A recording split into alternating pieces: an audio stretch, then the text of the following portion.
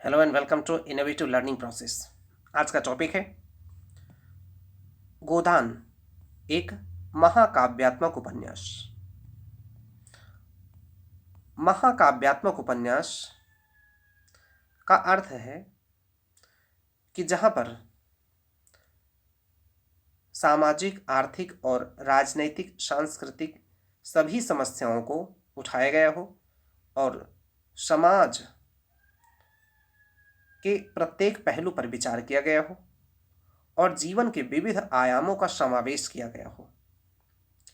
हालांकि पश्चिमी विचारकों के अनुसार महाकाव्यात्मक उपन्यास के कुछ लक्षण होते हैं, जैसे उनमें से मुख्य है कि उसका प्रभाव उत्कर्षता मूलक होना चाहिए, अर्थात उसका उद्देश्य समाज को उत्थान की तरफ ले जाने वाला होना चाहिए, उत्थान मूलक प्रभाव होना चाहिए। साथ साथ में उसके जीवन के कई पहलुओं की व्याख्या उसके अंदर समाहित होनी चाहिए। इन सभी लक्षणों के आधार पर हम देखते हैं कि गोदान किस प्रकार से एक महाकाव्यात्मक उपन्यास की संज्ञा में हम इसको रख सकते हैं। इसमें सभी समस्याओं की चर्चा की गई है, जैसे आर्थिक समस्या, गरीबी, बेरोजगारी, भूखमरी, ऋण, लगान, ये सब सभी प्रकार की समस्याओं का इसमें उल्लेख है। बेरोजगारी के कारण से गोबर घर छोड़कर शहर में जाता है। ऋण से दुखी होकर सारे किसान व्यथित हैं और राजनीतिक समस्या के रूप में चुनाव की समस्या, जैसे एक लोकतंत्र के बारे में धनतंत्र एक सबसे बड़ी समस्या है।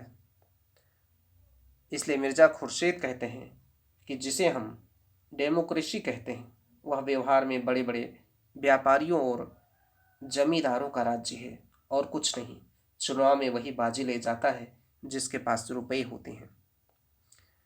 ऐसे ही पत्रकारिता पत्रकारिता बिकाऊ है।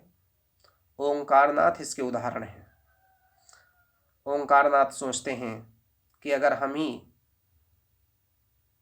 घूस लेकर कुछ सुधार कर दिए तो इससे देश की सारी समस्याएं खत्म नहीं हो जाती हैं और इसलिए थोड़े से दान स्वीकार करने में कोई हर्ज नहीं है। थानेदार सोचता है कि जो ग्रामीण परिवार हैं वह शोषण के लिए ही पैदा हुए हैं और उनसे व्यथित होकर के ग्रामीण सोचते हैं कि उनमें आदमियत तो है ही नहीं। कौन कहता है हम तुम आदमी हैं, हम में आदमियत कहाँ। आदमी वह है जिसके पास अख्तियार है, इल्म है। हम लोग तो बैल हैं और जुतने के लिए पैदा हुए हैं। यहाँ पर ग्रामीण व्यक्ति अपने आप को जानवरों से भी बदतर समझते हैं। राजनैतिक शोषण कई मामलों में दिखाई देता है, जैसे पंचायत में उनका शोषण किया जाता है और सत्ता तंत्र कई रूपों में उनका दमन करती है। एक राम सेवक कहता है, यहाँ तो जो किसान है सबका नरम चारा है। पटवारी को नजराना और दस्तूरी न दे तो गांव में रहना मुश्किल। जमींदार के चपरासी और कारिंदों का पेट न भरे तो निबाह न हो। थानेदार और कांस्टेबल तो जैसे उसके दामाद हैं।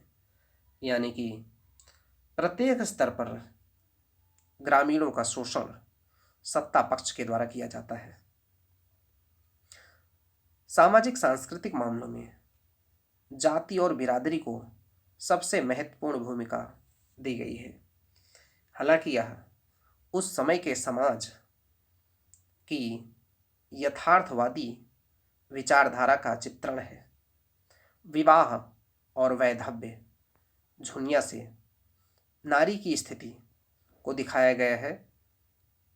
झुनिया से और धनिया से, शिलिया से कई अन्य नारी पात्र हैं जिनसे नारियों की स्थिति को एक व्यापक रूप में चित्रित किया गया है। सामंतवादी विचारधारा किस प्रकार से नारियों को जकड़ कर रखती है और वे अपने सुहाग के साथ में किस प्रकार से बंधी हुई होती हैं, इसका चित्रण किया गया है कि काफ़ी संकटों के बावजूद भी नारियां सुहाग से किस प्रकार से जुड़ी हुई होती हैं, जो कि धनिया से व्याख्यायित होता है।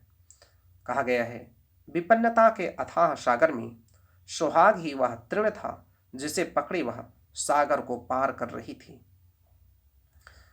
यानी कि एक सामंतवादी ढांचे के अंदर नारियों की परतंत्र स्थिति को व्याख्यायित करता है। सामाजिक मामलों में कई मामले उठाए गए हैं, जैसे नारीवादी आंदोलन, इसको सरोज से व्यक्त किया गया है। दलित आंदोलन को सिलिया से व्यक्त किया गया है। दहेज की समस्या को सोना और रूपा के माध्यम से दिखाया गया है। अनमेल विवाह को नोहरी और रूपा से दिखाया गया है। वेश्यावृत्ति मिर्जा खुर्शीद के माध्यम से प्रस्तुत किया गया है। सांप्रदायिक समस्या को झुनिया के पति की मौत के द्वारा दिखाया गया है। साथ में ही धार्मिक मामलों में किस प्रकार से समाज में पाखंड व्यक्त होता है, पाखंड जड़ घर कर जाता है। जैसे होरी सोचता है कि अगर ब्राह्मण के रुपए वह नहीं दे सकता है तो हड्डी तोड़ कर निकलेगी, लेकिन इसके ऊपर एक करारी चोट करते हुए प्रेमचंद ने दिखाया है, जो कि एक पाखंड का भंडाफोड़ करता हुआ होरी के बिल्कुल उलट गोबर कहता है कि यह पाप धन है और पाप धन को बचाने के लिए ही मंदिर जाते हैं और गंगा स्नान करते हैं। गोदान में सामाजिक विकृति के रूप में इसे व्याख्यायित किया गया है। तो सामाजिक और सांस्कृतिक लगभग समाज की हर समस्याओं का अंकन और चित्रण बखूबी गोदान में किया गया है। दूसरा देखते हैं, शहरीकरण। शहरीकरण की समस्याएं, अलगाव, संत्रास, एकाकीपन, अजनबीपन। शहरों में लोग अत्यधिक भीड़ में रहते हुए भी अलगाव महसूस करते हैं। उनके पास खुद के सिवाय कोई नहीं होता है। ऐसा मजदूरों के साथ में अक्सर होता है और इसे गोबर के माध्यम से दिखाया गया है। कहते हैं, दिन भर के बाद जब वह दिया जले घर लौटता तो उसकी देह में जरा भी जान न रहती। यहाँ देह की उतनी मेहनत न होने पर भी जैसे उस कोलाहल, उस गति और उस तूफानी शोर का उस पर बोझ सा लदा रहता था। सब श्रमिकों की यही दशा थी। सभी ताड़ी या शराब में अपनी दैहिक थकन और मानसिक अवसाद को डुबोया करते थे। यहाँ पर अजनबीपन है, एकाकीपन है। शहरों के अंदर अलगाव और संत्रास इसको व्याख्यायित करता है। वो मानसिक और शारीरिक रूप से उसका शोषण दर्शाया गया है। सांस्कृतिक पक्षों में लिव इन रिलेशनशिप के जैसी अवधारणा यहाँ पर मालती और मेहता के संबंधों के संदर्भ में हम देख सकते हैं। महिलाओं को कुछ आदर्श बताते हैं मेहता, लेकिन यह नारीवादी चिंतकों के लिए शोभनीय नहीं है। वे उसका विरोध करते हैं क्योंकि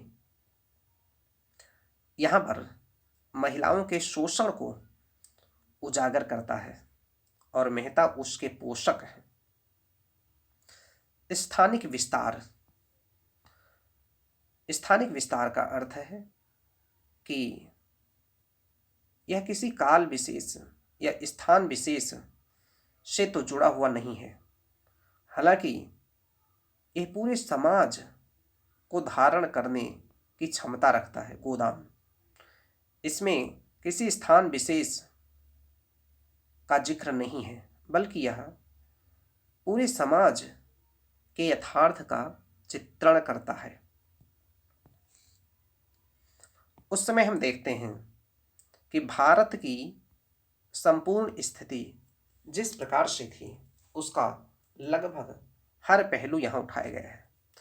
1916 में ट्रेड यूनियन आंदोलन शुरू हुआ था, जो कि यहाँ दिखाया गया है मजदूरों की हड़ताल के द्वारा। 1927 में महिलाओं के अखिल भारतीय संगठन बनने शुरू हुए थे, इसलिए महिला चेतना को यहाँ दिखाया गया है, जो कि अपने अधिकारों के लिए लड़ाई लड़ती हैं। 1930 में कृषक और जातीय आंदोलन आरंभ हुए थे और यहाँ पर भी सिलिया के द्वारा जातीय आंदोलन को दिखाया गया है। 1934 में समाजवादी विचारधारा, क्योंकि समाजवादी पार्टी की स्थापना 1934 में हुई थी और यहाँ पर समाजवाद की विचारधारा को दिखाया गया है। जैसे कहा गया है, होरी कहता है, मोटा होना आज के ज़माने में भी बेहयाई है। जब मोटे होने का सुख तभी है जब सभी मोटे हों। यानी कि यहाँ समाजवादी विचारधारा को पोषित किया गया है। 1935 के एक्ट से लोकतंत्र की स्थापना करने का जो मुट्ठी भर प्रयास किया गया उसका भी यहाँ पर जिक्र है।